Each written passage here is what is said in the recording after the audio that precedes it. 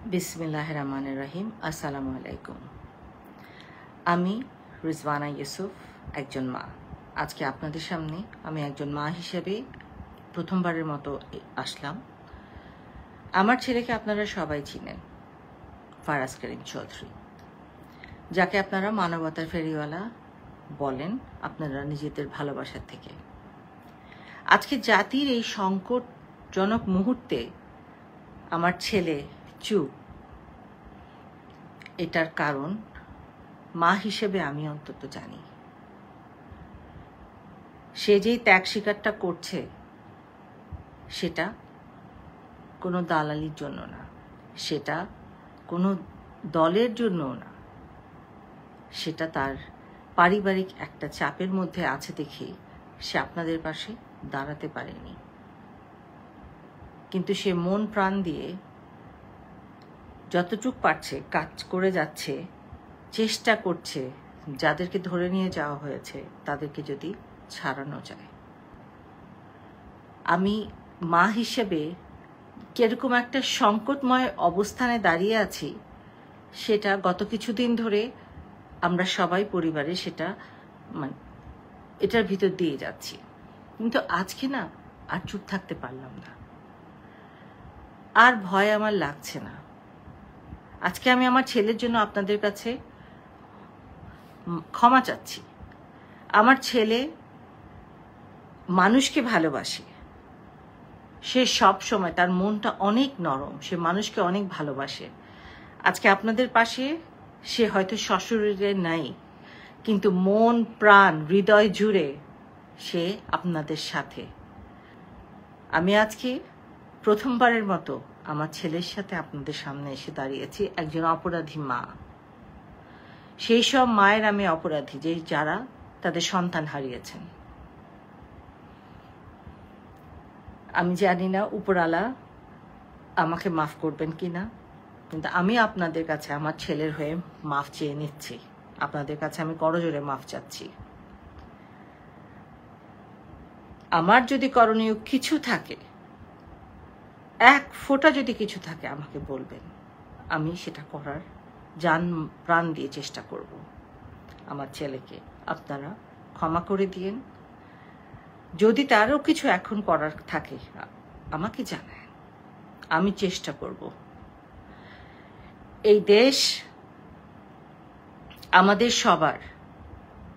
আমরা এই দেশকে বাঁচানোর জন্য একবার না বারবার আমরা যুদ্ধ করেছি।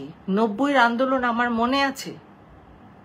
এই 2024-এর আন্দোলন আমাকে 90-র আন্দোলনের সেই স্মৃতিগুলো আবার জানাচ্ছে।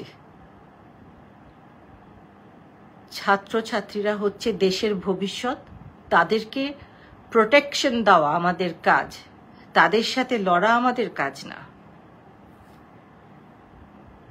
আপনাদের কাছে এটাই আজকের জন্য আমার অনুরোধ। আপনারা আমাকে জানাবেন, ভালো হোক মন্দ হোক আমরা এই দেশেরই মানুষ। ভুল ত্রুটি আমাদেরই হয়, শুধরানো আমরাই নিজেদের করতে পারি। আমার ছেলের হয়ে আমি আবার আপনাদের কাছে ক্ষমা চাচ্ছি। আমি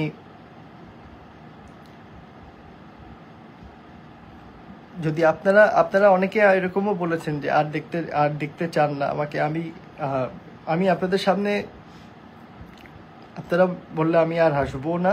আমাকে জাস্ট একটা সুযোগ করে দিয়েন কিছু একটা করার, যাতে আমি বলতে পারি যে আমার শেষ কাজটায় আমি ইতিহাসের সঠিক দিকটা আমি কিছু একটা করতে পারছিলাম। যে একটা ছাত্র যখন আহত ছিল তার জন্য কিছু করতে পারছি, কেউ একজন আটকে আছে তার জন্য একটা দাবি জানাতে পারছি।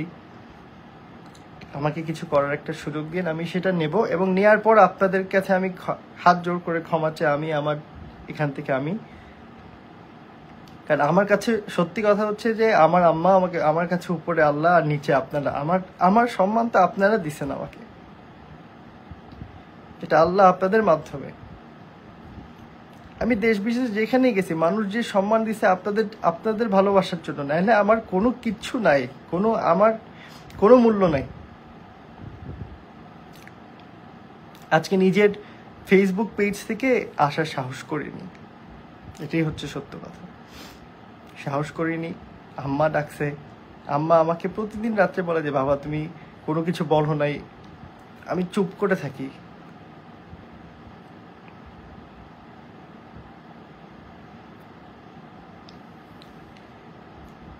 আমার আপনাদের সকলের কাছ থেকে আবারও ক্ষমা চেয়ে